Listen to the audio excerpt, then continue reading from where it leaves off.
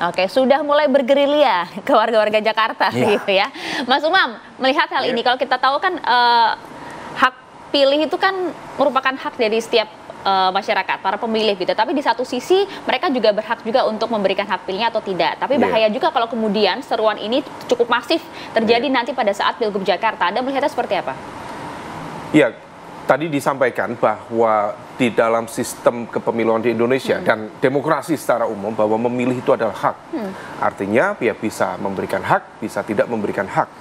Tetapi kalau misal kemudian untuk tidak memilih kemudian menjadi ajakan dalam skala yang cukup masif, sebenarnya dalam konteks politik secara general itu sebagai simbol perlawanan, dan itu terjadi di beberapa kesempatan, mulai dari dulu di era Orde Baru, kemudian di beberapa kasus demokrasi mutakhir ya. Misalnya di Spanyol itu ada fenomena no less votes, jangan pilih mereka, movement itu di gitu tahun 2011. Kemudian di India juga ada, tadi disampaikan nota, itu none above all. Tidak ada di antara yang dipilih itu, pilihan-pilihan itu yang kemudian dianggap memenuhi standar integritas dalam konteks berpolitik. Maka kemudian itu didorong sebagai sebuah upaya gerakan sosial politik suatu masyarakat. Tetapi problemnya ketika kemudian itu didorong secara masif, maka kemudian itu berpotensi bisa menjadi sebuah gerakan yang justru menjadi kurang produktif bagi demokrasi itu sendiri. Nah, ini yang kemudian diantisipasi oleh legislasi kita di Undang-Undang 7 nomor 2000, Undang-Undang nomor 7 tahun 2017 tentang pemilu itu, terutama kalau nggak salah di pasal 284 itu ada satu poin, terutama di poin yang kedua itu terkait dengan ajakan atau dorongan yang kemudian kalau misal memberikan hak suara, tetapi kemudian impact-nya adalah untuk menghasilkan suara yang tidak sah. Memang kalau misal kita cermati di komentar-komentar di sosial media, upaya ini dilakukan sebagai sebuah bentuk protes ya, ketidakpercayaan terhadap proses politik yang kemudian menghasilkan pilihan-pilihan politik yang tidak sesuai dianggap mereka dengan aspirasi publik. Nah, ini yang kemudian kalau misal kita merujuk di undang-undang tadi, itu bisa menjadi bagian dari pidana pemilu. Bahkan kalau misal bisa dipidana nih?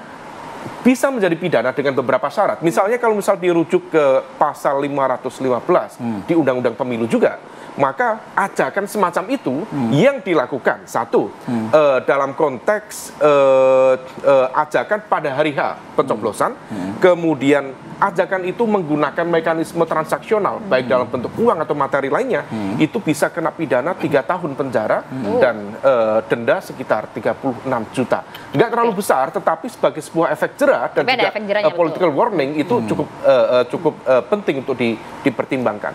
Nah, terlepas dari itu, maka ini kemudian harus dikaji lebih detail. Kalau misal kemudian ini sebagai sebuah simbol perlawanan, ya itu sesuatu fenomena politik pada umumnya. Tetapi kalau misal kemudian ajakan ini menjadi semakin masif, menjadi cukup berdampak pada kredibilitas hasil pemilu, saya pikir ini juga harus diantisipasi oleh semua pihak. Sebelum ke KPU, saya ingin tegaskan lagi ke Mas Umam kalau gitu. Seharusnya apa yang harus dilakukan oleh seorang Abah Anies Baswedan terkait dengan maraknya masifnya gerakan ini gitu loh. Anies Baswedan adalah sosok yang negarawan, kita yakin itu kan, dan juga tokoh juga yang cukup bisa menyerap seluruh aspirasi kan seharusnya begitu.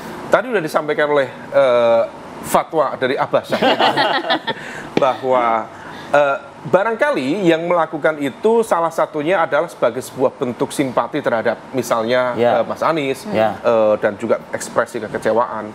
Tetapi bagaimanapun juga proses politik tidak selalu bisa menghadirkan sebuah pilihan yang ideal, tidak bisa menghadirkan sesuatu yang sesuai dengan ekspektasi publik.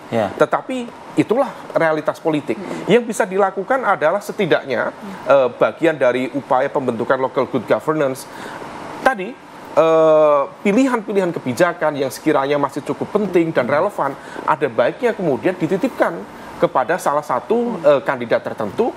Dan saya pikir kalau misal kemarin Mas Anies di fase akhir cukup dekat dengan PDIP, kenapa tidak misalnya pilihan-pilihan kebijakan itu dititipkan kepada misalnya kandidat dari PDIP, Pak Pramono dan juga Rano Karno misalnya, sebagai bentuk perlawanan secara simbolik terhadap kekuatan politik. Anda melihatnya justru malah ini gerakan justru malah diakomodir begitu oleh kubu Anies Baswedan. Harus bersuara tidak sih Anies dengan gerakan ini? Nah, kalau misal dalam konteks PDIP sendiri, tentu sangat berharap Anies memberikan dukungan kepada kandidat dari PDIP. Tapi untuk Anies secara personal. Tetapi kalau misal dari Anies secara personal, tentu ada pilihan-pilihannya. Bahwa kemudian ini dikapitalisasi sebagai sebuah simbol perlawanan, sekaligus dukungan moral politik terhadap nama Anies Baswedan, yaitu bagian dari sebuah realitas politik. Tetapi dalam konteks pembangunan demokrasi yang ideal dan juga upaya untuk menghadirkan tadi tata kelola pemerintahan yang baik di tingkat lokal, memang ada baiknya aspirasi-aspirasi kemudian disalurkan melalui kanal-kanal yang memang sudah tersedia. Oke, itu dia. Mas Idam, kalau menurut Anda bagaimana? Sah-sah saja kalau dalam konteksnya hak pilih begitu ya. Tapi kalau dalam konteks hasil pemilu kan takutnya mempengaruhi kredibilitas dari hasil. Ini kalau lama-lama dibiarkan jadi bola es, repot juga KPU. Wah, itu dia. Gimana, Bang? Ya, pertama saya ingin menyampaikan bahwa we are voters. Kita ini semua pemilih. Baju baru lagi nanti nih. Ya, karena untuk menjadi pemilih ini nggak mudah. Ya, untuk menjadi pemilih ini perlu effort yang luar biasa. Kita mesti ingat bagaimana negara ini prosesnya berdiri, bagaimana undang-undang dasar ini dirumuskan. Kita mesti ingat bahwa negara ini berdasarkan kedaulatan rakyat. Dan kita bandingkan dengan negara lain yang hari ini masih berjuang agar bisa menyelenggarakan pemilu. Terus kita, negara yang sedang bertransisi menuju pematangan demokrasi, tiba-tiba melakukan gerakan untuk tidak memilih atau menginvalidkan suara. Saya pikir ini udah keluar dari nalar sehat. Ya, dan apa yang tadi disampaikan oleh beliau bisa mengarah pada tindak pidana, itu benar sekali. Dalam Undang-Undang Pilkada itu ada pasal 187A, Undang-Undang nomor 10 tahun 2016 ayat 1, jelas itu ketentuan pidananya. Ya, dan saya memaknai warga negara yang baik adalah warga negara yang menggunakan hak pilihnya. Ya, kalau bicara persoalan superlatif, komparatif, positif, mana yang terbaik, lebih baik atau biasa saja, itu dalam studi etika tuh ada yang namanya minus malum. Gitu. Dan dalam studi psikologi kalau orang merasa paling hebat, wah itu tanda-tanda itu harus dianalisis itu kejiwaannya. Nah, jadi menurut saya kita semua ini adalah we are the voters. Undang-undang telah mengatur itu. Ini kan gerakan masyarakat, Mas Idam. Ini kan gerakan masyarakat. Ya, kami ingin menegaskan bahwa punya hak pilih itu sebuah anugerah. Dan kita sebagai warga negara yang bersila pertama ketuhanan yang Maha Esa, memilih itu adalah bentuk rasa syukur terhadap negara ini yang telah menggunakan konsep demokrasi, di mana negara ini mengedepankan kedaulatan rakyat. Memilih adalah kedaulatan rakyat. Jadi tidak ada alasan untuk tidak menggunakan hak pilih. We are the voters. Udah berapa kali loh? 3 kali loh disebut loh. Yang ini pakai kaosnya aja belum nyebut-nyebut dari tadi loh. Ada komentar? Ya, jadi gini apa namanya? Ya penyelenggara merasa terancam nggak? Penyelenggara ya mestinya dengan pidana tadi menjadi tidak. Penyelenggara ya mestinya menjadi penyelenggara yang baik ya. Penyelenggara yang baik ya harus tentunya netral, menyuguhkan semua hal yang baik dan tidak boleh beropini soal calon penyelenggara ya. Opininya apa tadi, Bang? Ya, maksudnya tidak boleh beropini soal sosok, soal orang, itu nggak boleh. Maksudnya supaya Anda mendengar itu tadi? Iya, maksudnya kan misalnya ada yang menyatakan Mas yang lebih terbaik dan segala macam, itu kan soal orang kan. Nah, tapi begini, maksud saya begini. Yang harus dilihat oleh para calon yang ada saat ini itu adalah apa sebenarnya substansi yang diusung oleh Anies Baswedan. Kan diakui bahwa mayoritas pemilih melalui semua survei kan adalah Anies. Nah, sehingga kan yang harus dilihat adalah apa sebenarnya substansi yang diusung oleh Anies. Nah, substansi yang diusung oleh Anies dalam bentuk agenda itu adalah membesarkan yang kecil tanpa mengecilkan yang besar. Artinya adalah mengangkat yang lemah. Ya kan? Ini yang selama ini yang dibangun. Nah, mestinya para calon-calon ini agenda itulah yang mestinya diyakinkan kepada meraup suara anak abah ini. Sudah nggak dilihat itu oleh Bang Sarin tuh?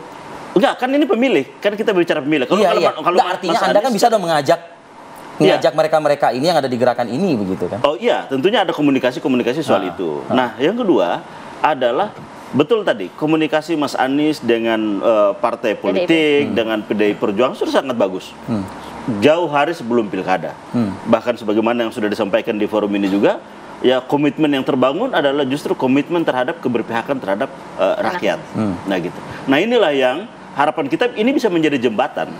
Jembatan harmonisasi hubungan ini dalam konteks ini juga bisa dilihat secara simbolik oleh pemilih-pemilih Anies. Tapi yang paling terpenting adalah sebenarnya bagaimana komitmen para calon terhadap warga yang betul-betul mampu diyakinkan kepada pemilih. Nah mungkin itu bisa dijelaskan tuh kepada gerakan tersebut tuh kepada masyarakat. Oh iya, tentunya kita selalu menyampaikan bahwa lihat dan itu kan harus dilihat bahwa kan ada kampung-kampung yang selama ini, misalnya problem Kampung Bayam, ya datang dong ke sana ke Kampung Bayam. Apa yang bisa diberikan oleh para calon ini sebagai komitmen sehingga nanti mereka bisa kembali menghuni misalnya. Nah, ini kan bagian dari hal-hal yang penting untuk di. Saya minta komentar dari Komisioner KPU ya, usai jeda pada berikut kami akan kembali.